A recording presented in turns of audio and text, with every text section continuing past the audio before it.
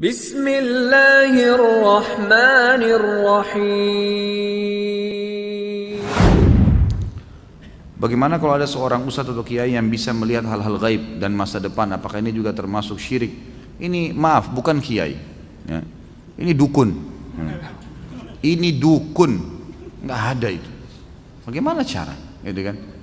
Ini semua tidak mungkin terjadi. Ini semua khurafat yang masuk ke dalam sebagian orang dan memakai nama suci. Nama kiai itu suci. Kiai, guru, ustadz, itu semua nama-nama yang suci sebenarnya, nama orang-orang yang menyampaikan agama Allah. Bagaimana mereka bisa kontaminasikan dengan melihat jin lah, melihat inilah, menebak masa depan? Ini nggak ada semuanya, gitu kan? Nabi Muhammad SAW, guru dan kiai kita, disepakati oleh semua ya kaum muslimin. Nggak ada orang yang berani mengatakan, kecuali dia bukan muslim, bahwasanya Muhammad bukan kiai saya SAW. Kita pasti mengaku beliau kiai kita yang paling besar. Semua mazhab apapun ikut kembali kepada Nabi SAW. Nabi SAW kalau didatangin oleh beberapa sahabat yang bertanya dan beliau belum tahu hukumnya, belum ada wahyu, beliau diam, tidak ngomong. Nunggu sampai turun wahyu baru beliau mengatakan, siapa tadi yang bertanya? Si fulan angkat tangan. Telah datang kepada saya wahyu begini. Nabi SAW tidak tahu yang gaib, menunggu informasi datang. Bahkan kadang-kadang lewat 1-2 hari baru Nabi SAW menerima wahyunya, gitu kan?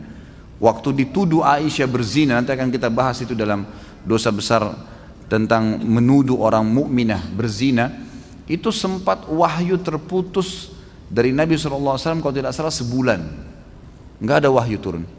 Nabi SAW tidak tahu benar nggak istrinya berzina nih. Sampai beliau bingung sendiri menghadapi Aisyah pada saat itu. Ngumpulin sahabat, nanya, sahabat bertengkar, ribut, ada yang dukung, ada yang enggak.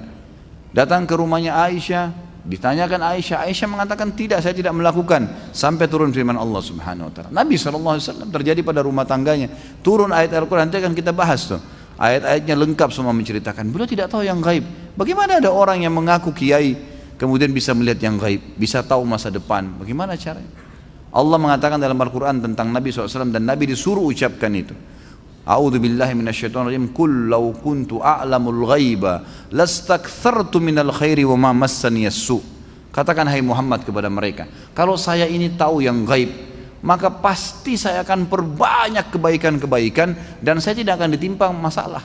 Tidak akan ditimpa masalah karena sudah tahu, oh di sana nanti ada orang yang ganggu saya. Udah, saya nggak usah ke sana. Nabi SAW di perang Uhud kena pedang. Sampai kemarin kita bahas kabar Abdurrahman bin Auf, bagaimana melengket pedang di topi besi beliau, dan Abdurrahman cabut radhiyallahu anhu dengan giginya sampai giginya tanggal, luka berdarah kening Nabi SAW. Gigi beliau sempat pecah, pundak beliau sempat kena hantaman pedang orang kafir. Nabi SAW tidak tahu itu sebelum keluar dari Uhud, keluar dari Madinah, nggak tahu sama sekali.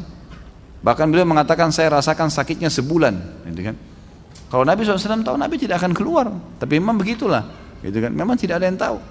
Dan ini sudah panjang lebar. Ada juga judul di YouTube, bisa dilihat ceramah saya, Kiaiku Muhammad, Kiai Anda siapa? Panjang lebar saya jelaskan. Banyak dalil-dalil Al-Quran, banyak sekali yang menjelaskan kalau Nabi SAW tidak tahu hal-hal yang gaib, tidak tahu masa depan, gitu kan? Jelas semuanya itu.